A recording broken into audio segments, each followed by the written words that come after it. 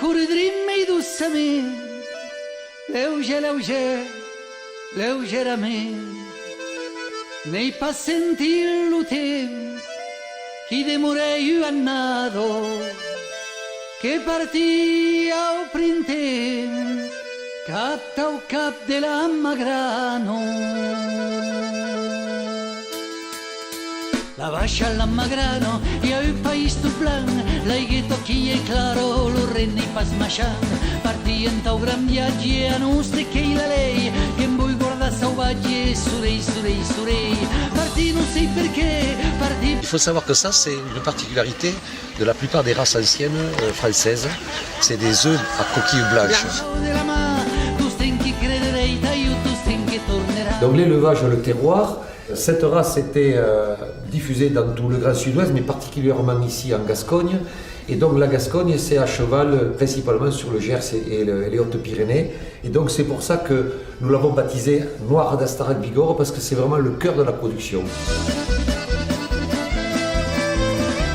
Nous sommes une association de jeunes éleveurs qui trouvent dans cet élevage, dans cette nouvelle race traditionnelle, puisqu'on redécouvre une race qu'on ne connaissait plus, puisque c'est nos grands-parents qui l'avaient élevée, qui avaient arrêté, on redécouvre une volaille qui donne du sens.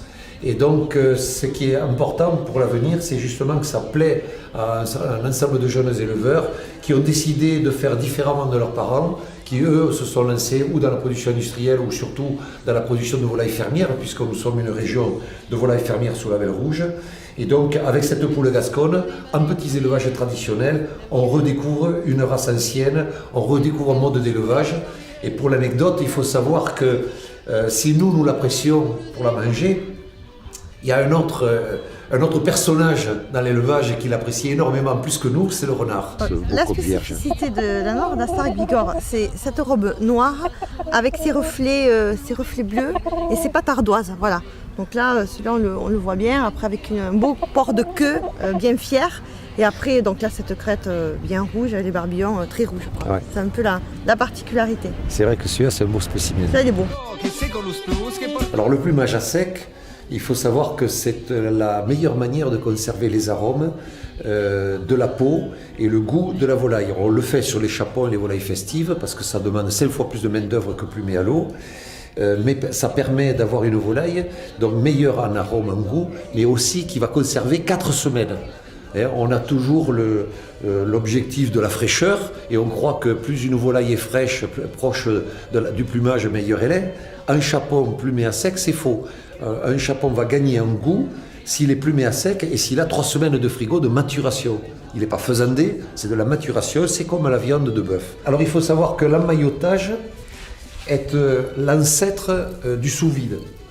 Ça veut dire qu'au temps de Louis XIV, quand la volaille se transportait en diligence, eh bien, il n'y avait pas de chaîne du froid. Donc ils avaient trouvé l'astuce pour que les volailles se conservent mieux. C'est de les serrer dans un torchon. Elles pouvaient passer 8 jours en diligence avant d'arriver à Versailles.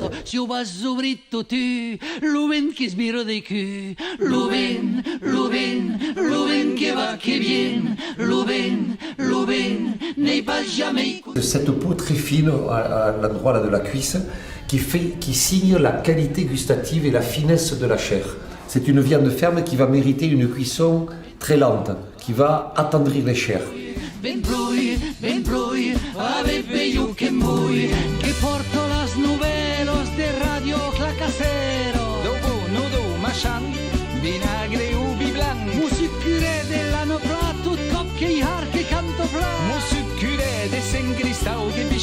J'ai une définition du coq vierge. En fait, c'est une véritable catastrophe que ce castrat gascon qui fait pas de gras alors qu'il devrait en faire, qui chante alors qu'il ne devrait pas chanter, et en plus, il court volontiers la poulette et il n'a aucun espoir de conclure.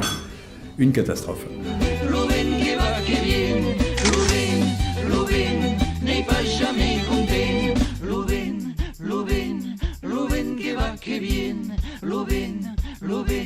N'est pas jamais content.